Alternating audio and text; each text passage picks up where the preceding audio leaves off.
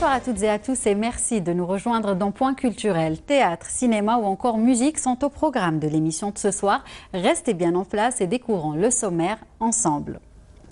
7e art, tout d'abord, Le Puits est le titre du dernier opus du réalisateur Lotfi Bouchouchi. Nous irons découvrir ensemble la projection qui a eu lieu au Palais de la Culture Moufdi Zakaria cette semaine. 4e art, ensuite, nous parlerons d'une pièce théâtrale qui a été présentée cette semaine à l'Institut français d'Alger dans le cadre des ateliers Jean Genet, Les Paravents.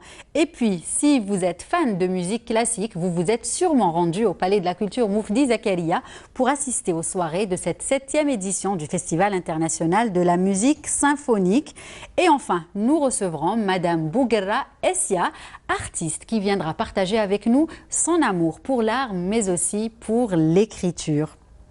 Et tout de suite, place au premier reportage de ce point culturel. Il s'agit de la projection du film Le Puits du réalisateur Lotfi Bouchouchi au Palais de la Culture Moufdi Zakaria. Première fiction du réalisateur, il s'intéresse au sort de villageois encerclés par une unité de l'armée coloniale en plein désert. Une histoire qui séduit puisque le film a raflé 4 titres au Festival du film méditerranéen d'Alexandrie. Hasna Zoubiri a justement assisté à la projection presse. Le Puits de Lotfi Bouchouchi a été projeté pour la première fois à Alger, jeudi, au Palais de la Culture Moufdi Zakaria. Cette projection intervient quelques jours après 4 récompenses remportées par ce long métrage lors du 31e Festival du cinéma méditerranéen d'Alexandrie.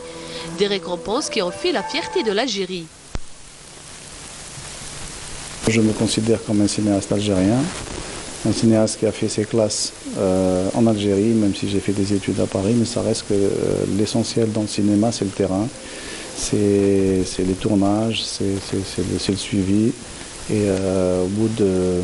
J'ai fait 3 années d'études et je crois que je suis à 25 ans d'expérience sur le terrain algérien, avec bien sûr des coproductions et tout, mais je me considère comme un cinéaste algérien, donc les prix sont des prix du cinéma algérien. Ce film de 90 minutes traite la souffrance des habitants d'un petit village dans le sud algérien, dont une majorité de femmes et d'enfants, pour obtenir de l'eau pour leur survie et celle de leurs animaux. Après que les forces coloniales eurent encerclé leur village, tout en les empêchant de recourir au seul puits disponible où elles ont jeté des corps de soldats. Après une longue lutte, des femmes réussissent à relever le défi, à sortir du village et à ramener de l'eau en défiant les balles des forces françaises qui encerclaient leur village.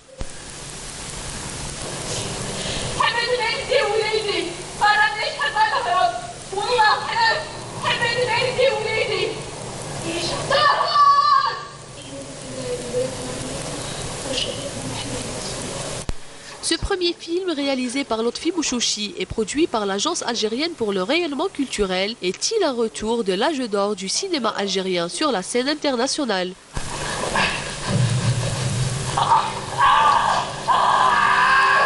À mon avis, le cinéma algérien a tellement eu de hauts et de bas que je considère techniquement que nous n'avons pas de cinéma algérien, nous avons des films algériens, dans le sens où le cinéma est une économie. Et une économie veut dire longueur d'année, veut dire perspective, veut dire investissement sur des années, veut dire réforme de choses, veut dire, je ne sais pas moi, les salles de cinéma, la remontée de la recette, choses que nous n'avons pas. D'autres projections sont programmées dans plusieurs villes du pays afin de permettre au grand public de voir et revoir cette belle œuvre.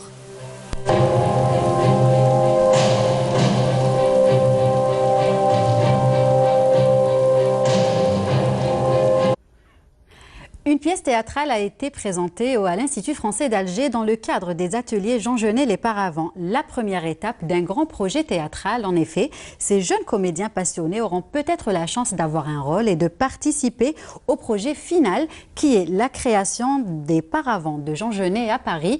Hicham Daou nous donne tous les détails.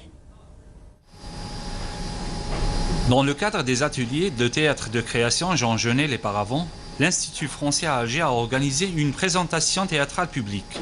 Son dépit la rendra plus moche. Si tu pleures à force de rire, traversez-la, son visage... De jeunes comédiens, amateurs pour la plupart, ont participé à ces ateliers de théâtre de création Jean Genet, mais aussi de jeunes auteurs algériens tels que Mustapha Belfodil.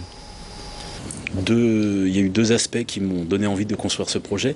Le premier, c'est moi une passion pour Jean Genet, qui est un auteur important en France et qui a vécu au Maroc, qui a écrit sur la guerre d'Algérie, donc qui est lié au Maghreb, qui a beaucoup défendu la cause palestinienne. Et je me disais que ça pouvait être intéressant d'aller à la rencontre d'acteurs maghrébins.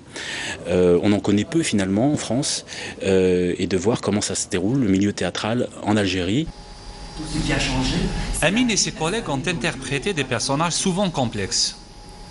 Cette complexité a permis aux jeunes comédiens d'exprimer leur talent. Cette représentation est une présélection qui permettra aux jeunes comédiens de participer au grand projet théâtral qui aura lieu prochainement à Paris. Donc c'est un projet sur plusieurs années et là c'est la première étape en Algérie, c'est l'idée de pouvoir rencontrer des acteurs, voilà. Et l'objectif final, il est de pouvoir monter une pièce importante en France qui s'appelle Les Paravents, donc ce serait une grosse production et je voudrais que la distribution soit franco-maghrébine. Donc voilà pourquoi j'organise ces ateliers.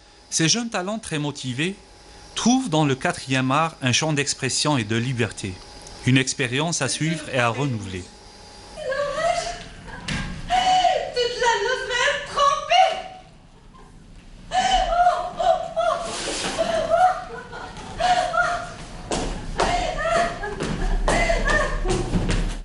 Et tout de suite, dans Point Culturel, je vous propose de revenir à l'une des dernières soirées du Festival international de la musique symphonique.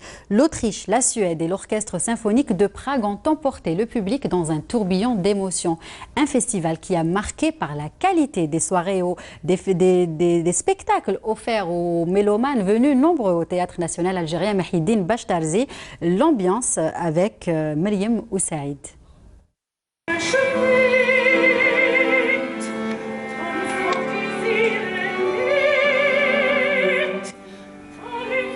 Le 7e Festival international de musique symphonique d'Alger continue à faire vibrer le Théâtre national Mohamed Bachtarzi. La soirée débute avec la soprano autrichienne.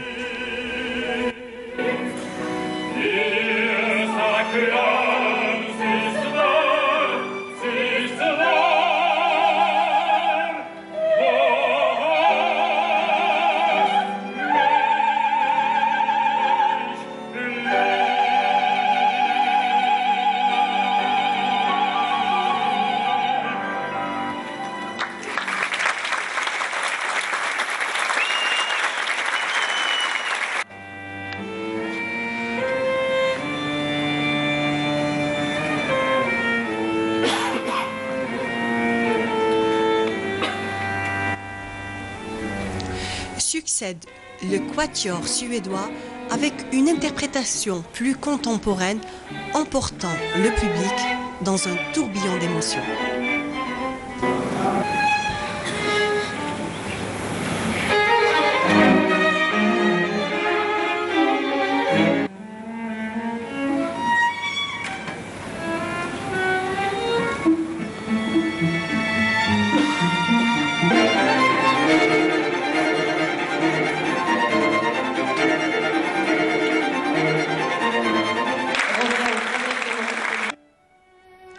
Et pour la dernière partie, l'orchestre de chambre du Théâtre national de Prague.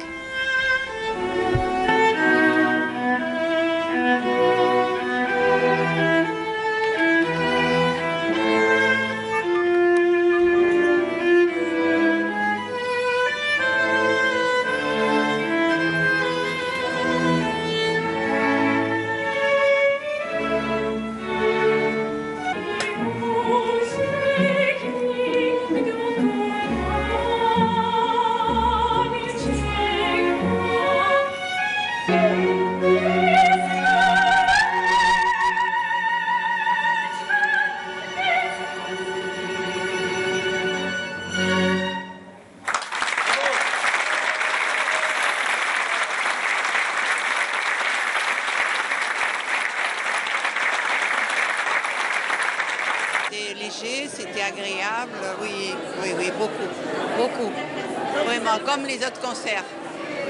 On est venu depuis le début et vraiment c'était super. J'ai beaucoup apprécié, oui, énormément.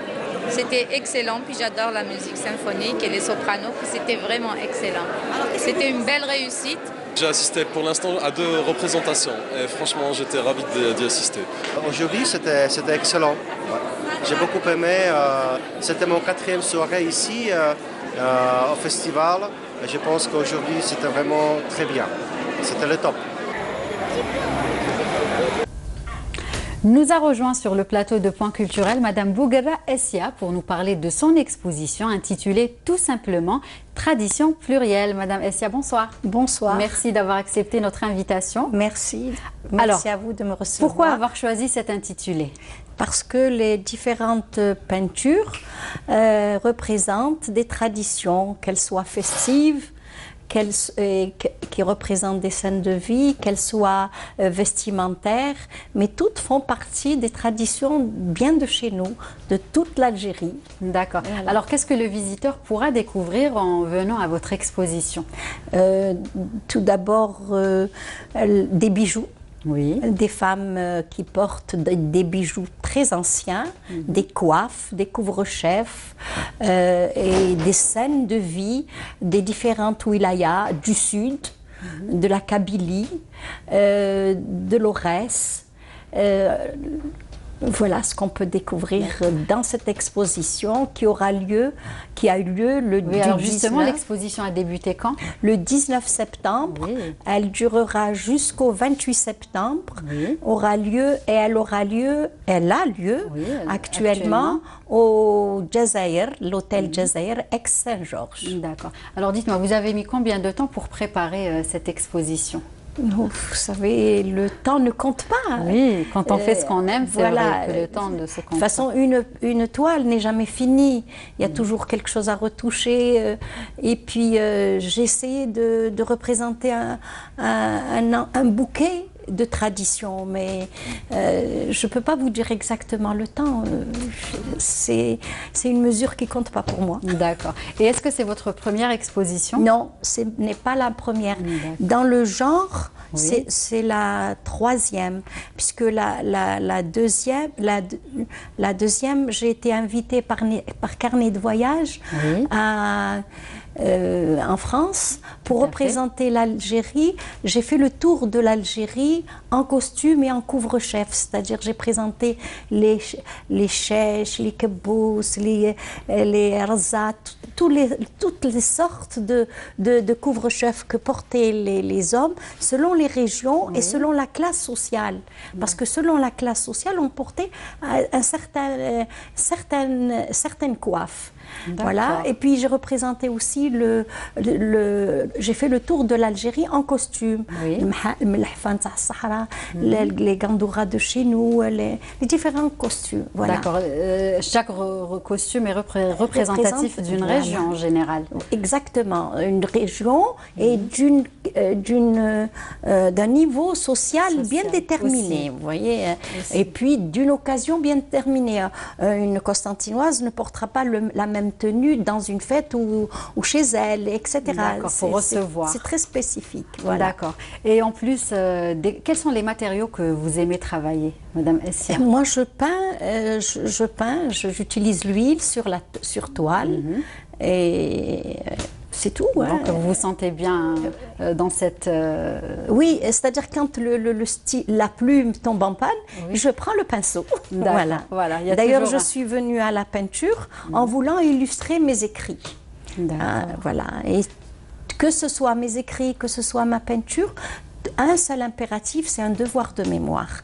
C'est vrai qu'il m'arrive de faire des natures mortes et tout, mais ce n'est pas mon plaisir. Mon plaisir, c'est de laisser trace de notre très belle civilisation, qu'elle soit vestimentaire, qu'elle soit culturelle. C'est très beau ce qui est en train de s'éteindre. Tout à fait, vous avez raison. Et en parlant d'écrit, Madame Essia, en ce moment, vous êtes en train de préparer un livre. Donc là, vous nous l'avez ramené, il n'est pas tout à fait fini. Non, il n'est pas intitulé fini. Constantine et des atours de ces dames. Alors, parlez-nous de ce livre que vous êtes en train de préparer en ce moment. Alors, par atour, j'entends tout ce qui vient embellir la femme. D'accord. Et le sous-titre de ce livre sera un proverbe bien de chez nous, Maha wa hawaha ou Tahfet Tinsaha. Constantine était réputée pour être avoir un grand raffinement, qu'il soit au niveau gastronomique, qu'il soit au niveau vestimentaire. Et comme c'était un carrefour où il y avait beaucoup de juifs, il y avait beaucoup de traditions turques, il y avait énormément aussi de bijoutiers. D'ailleurs, le bey de Constantine avait instauré un contrôleur, un amin sayarin. Il se devait de contrôler le style, le poids, avant de mettre le poinçon. Donc les bijoux à Constantine ont connu une gloire. Tout à fait. Malheureusement, il en reste pas beaucoup. Et justement, vous dites qu'il y a quelques bijoux qui ont disparu, beaucoup de bijoux qui ont disparu. Parlez-nous justement de ces bijoux. Vous prenez par exemple Raïcha. S'appelait-il Raïcha, c'est une espèce d'aigrette. Moi, j'ai jamais entendu ce mot. Voilà, qui était posée sur ressort et terminée par une épingle que la dame mettait piquée sur sa chéchia. C'est une autre coiffe dont je vous parlerai plus tard. Oui. Et puis, elle éclairée d'un halo, pour les brunes, souvent elle la portait en blanc, en diamant blanc ou en perle blanche, et qui donnait un halo sur le visage de la dame et qui éclaircissait son teint. Ou alors, si les diamants étaient roses, eh bien, ça ravivait le teint de cette dame. Donc, c'était un bijou qui était assez cher et qui a complètement disparu. Entre autres, vous avez d'autres bijoux qui est un bijou de temple qu'on portait accroché à ses foulards. Et certains bijoux ont survécu, mais sont mal copiés. Vous avez beaucoup d'autres. Vous avez le dafara, qui est une tresse en ambre terminée par des louis d'or et parfois des perles Jawhar Nafoussi qu'on accrochait de ce côté-ci. Et quand on ne mettait pas Zayn al-Khad, parce que il y avait des codes et des règles. Il y avait une règle sacro-sainte, c'était la sobriété. Les bijoux constantinois, comme les tenues, devaient obéir à un critère, ne pas être voyants. Voilà. Certains bijoux d'ailleurs qui étaient qui étaient trop voyants étaient très mal vus.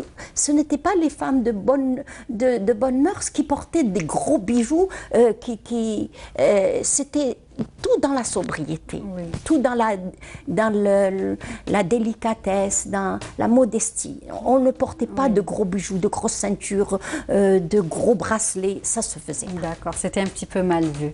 C'était très mal vu. D'accord. Et puis, en plus des bijoux, donc vous parlez de bijoux, des bijoux qui ont malheureusement disparu, vous parlez de plein de rituels, du hammam chez les femmes, ou encore, je vois là, la cérémonie du henné. Parlez-nous un petit peu. Je pense que c'est des rituels qui existent encore. Oui, la cérémonie. Non, ici c'était pour représenter les différentes gandouras. Les voilà, les gandouras. J'ai pas eu le temps de tout feuilleter. Les gandouras des dames d'un certain âge devaient avoir juste le bord du décolleté légèrement dessiné ou brodé. Il n'y avait pas de bas de gandoura. Et par contre, chez la jeune femme, le plastron était assez brodé, les foulards assez somptueux. Et c'était pour opposer le costume de la femme d'un certain âge et de la jeune femme. Très bien. Donc il y a des illustrations, des écrits aussi pour bien justement. C'est pas des illustrations, c'est mes peintures. Vos peintures, voilà, avec lesquelles vous illustrez le livre. Et bien sûr, plein d'écrits pour donner explicatifs. Derrière, vous avez le khalwa, c'est-à-dire le bain. Mais pour nous, le bain, c'était un peu l'institut de beauté. Il y avait beaucoup il y avait le gommage, il y avait le massage, il y avait le nettoyage de peau. Tout ça se faisait avec des produits de chez nous, avec des des produits que l'on préparait, qu'on préparait à base de drogue. Des produits naturels exactement, surtout. Voilà. Très bien. Je raconte tout cela. Oui, ça a l'air d'être un beau livre, très intéressant. Et il sera prêt quand? Eh ben, quand je pourrai, chaque fois, je l'enrichis, chaque fois, j'apprends quelque chose. J'ai la chance d'appartenir à une très vieille famille constantinoise, les Ben Bakir, et c'est là où je puise mon savoir. Très bien. Voilà. Et sinon, quand le livre sera fini, il va bien sûr être disponible et tout le monde pourra se le procurer. Revenons à l'exposition. Donc, elle se déroule actuellement dans un grand hôtel à Alger. Elle se poursuit jusqu'au 28 septembre. Donc, on appelle les téléspectateurs à venir justement visiter tout ce que vous faites, toutes les belles choses que vous faites. Exactement. Voilà, je parle des légendes kabyles. J'aime beaucoup cette contrée parce qu'elle me séduit par les couleurs et par tout ce qu'elle présente comme variété dans le costume. Je vois le costume ancien, l'Axelel, et jusqu'au costume présent. Je présente aussi beaucoup de costumes et de scènes du Sud, les targuillettes par exemple, qui sont admirables aussi. Et puis je présente quelques toiles extraites de ce livre qui représentent des bijoux constantinois. Voilà, en gros, ce que vous promet mon exposition. J'espère que les visiteurs vont être nombreux. Et ce qui est sûr, c'est que nous découvrirons votre exposition à travers un reportage la semaine prochaine. Inch'Allah. Voilà. Merci d'avoir accepté notre invitation, de nous avoir donné toutes ces informations très intéressantes. Et il ne me reste qu'à vous souhaiter une très bonne fête de l'Aïd. Merci, c'est très gentil à vous. Vous repartirez à Constantine pour passer la fête? Non, j'habite là-bas. D'accord. Donc vous allez rester ici avec la petite famille. Merci. Très bonne fête. Merci. Et merci encore une fois d'avoir accepté notre invitation. Et tout de suite, c'est déjà la fin de ce point culturel, mais juste avant, un clin d'œil à l'opération Blemzia, initiée par Canal Algérie, Yazid Ait Mahidine ou encore Amir Nebech. L'objectif est simple, offrir des cadeaux, des jeux éducatifs, des jouets aux enfants hospitalisés, aux enfants qui n'auront pas la chance de rentrer chez eux pour justement fêter cette fête de l'Aïd. Donc des box sont mis à votre disposition dans des centres commerciaux, au siège de la télévision algérienne ou encore au siège de la radio. Donc n'hésitez pas, mettez tout ce que vous pouvez mettre pour justement faire plaisir à ces bambins qui sont en ce moment dans les hôpitaux. Et c'est déjà la fin de ce point culturel. Merci à vous d'avoir été fidèles à cette émission. Il ne me reste qu'à vous souhaiter Sahaïtkoum, très bonne fête de Eid Kbir. J'aurai le plaisir de vous retrouver la semaine prochaine. D'ici là, très bonne suite des programmes sur Canal Algérie.